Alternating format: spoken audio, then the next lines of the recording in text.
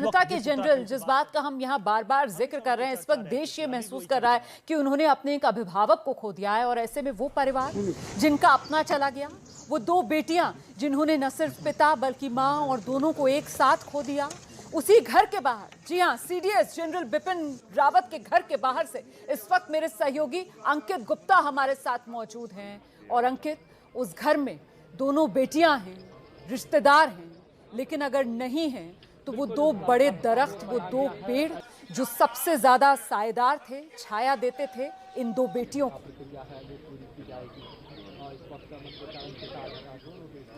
बिल्कुल रोमाना, हमारे सभी जो सहयोगी थे वो देश भर के जनता के लोगों की जनरल बिपिन रावत को लेकर के जो यादें, बातें, किस तरह से श्रद्धांजलि दे रहे हैं, उनका जिक्र कर रहे थे। लेकिन मैं आपसे क्या कहूं कि मेरे पास में यहाँ पर बात करने के लिए कोई नहीं है। क्यों? क्योंकि मैं ऐसी जगह पर हूं जहां पर सुबह भीड़ थी, हजारों लोगों का तांता लगा हुआ था जो अंतिम दर्शन करने के लिए आए थे। लेकिन इस वक्त यहाँ सन्नाटा है, यहाँ पर गम है, यहाँ पर दुख है। और जो तस्वीरें हैं इस वक्त यहाँ पर जो मातम है उसको बयां कर रही हैं, क्योंकि इस घर में एक हंसता खेलता हुआ परिवार था, जनरल बिपिन रावत, मिसेस मधुलिका रावत और उनकी बेटियों का। लेकिन अब उनके परिवार में जनरल बिपिन रावत भी नहीं है, मिसेस मधुलिका रावत भी नहीं है। उनकी दो बेटियां अंतिम संस्कार करके घर पहुंची हैं। अब आप खुद सोचिए, उनके माता पिता अब उनके बीच में नहीं है।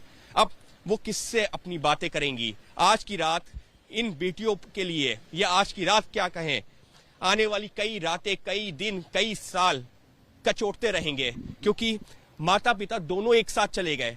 किससे अपने दुख बयां करेंगी? इस घर में जो एक तरीके से अगर हम कहें कि देश के जो सबसे पावरफुल लोग हैं उनमें से एक थे जनरल बिपिन रावत, लेकिन आज घर में सन्नाटा है, पसरा है, क्योंकि किसी के पास कोई अल्फाज नहीं। और जो घर में दो बेटियां हैं, अब उनका दुख शायद ही कोई समझ सकता हो। आप बिल्कुल सही कह रहे हैं। देखिए, आप हम सब अपनी अपनी जिंदगी में व्यस्त हो जाएंगे, लेकिन वो वैक्यूम, वो खला जो इन दोनों बेटियों और परिवार के लोगों की जिंदगी में है, वो तो अब हमेशा के लिए रहने वाली।